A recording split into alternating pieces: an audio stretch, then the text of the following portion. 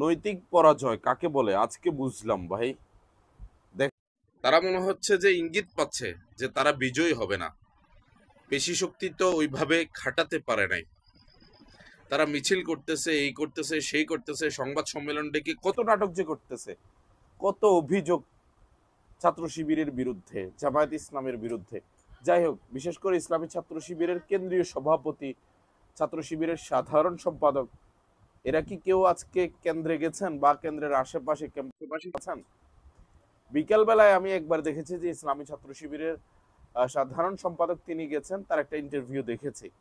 এছাড়া তাদের উপস্থিতি সেরকম লক্ষণীয় ছিল না আজকের। কিন্তু সব সময় আমরা দেখেছি যে ছাত্র দলের সভাপতি রাকিব এবং সেক্রেটারি নাসির এই সহ কেন্দ্রীয় নেতারা সারাক্ষণ সেখানে ছিলেন, অথচ ব্লেম দেওয়া হচ্ছে ছাত্র শিবিরকে, ছাত্র শিবিরের লোকজন নাকি আশেপাশে ঘুরতেছে। কি হাস্যকর বিষয়, তাই না?